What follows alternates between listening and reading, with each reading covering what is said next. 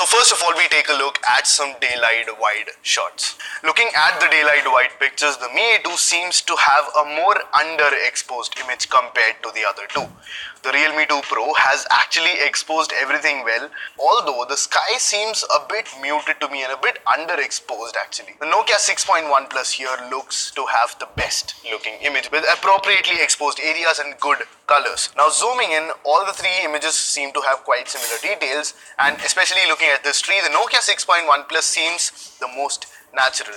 There is the same underexposed thing going on in the Mi A2, and the Realme 2 Pro has some over sharpening going on. Now for the people who do like over sharpening in their images, then the Realme 2 Pro is doing that for you. Now moving to other parts, the Nokia 6.1 Plus and the Realme 2 Pro are quite consistent, whereas in these cards, the Mi A2 has made them look slightly dreamy. The softness, although, has helped it get rid of the noise that's visible on the other two phones.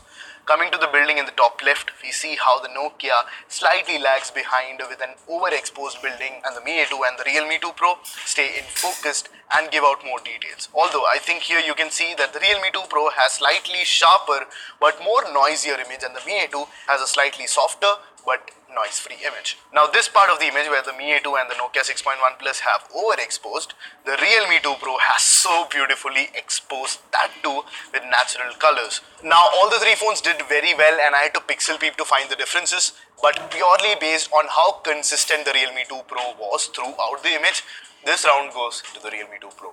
Now for HDR, first we take a look at non-HDR shots, and here we have perfect pre-HDR situations where there is a very harsh light in the background and the areas are either underexposed or overexposed. Although the Mi A2 seems to have done a good job here even without turning on HDR, even the Realme 2 Pro has exposed the subject quite well. Now we turn on HDR and we see some great results here. The Realme 2 Pro does nothing to the subject, primarily because it had already exposed him well in the earlier image. The background, however, has been brought back from the overexposure and it looks much better now. The Nokia 6.1 Plus has the most improvement, primarily because the non-HDR image needed a lot of it. The background and the subject have both been brought down to produce a much better looking image. The Mi A2 here brings down the already dark shadows and actually worsens the dynamic range of the image. I've talked about this earlier. Xiaomi does this in each and every one of their phones, so I don't think there's any point talking about it anymore. Now this round, when it comes to the HDR effect, purely because Nokia 6.1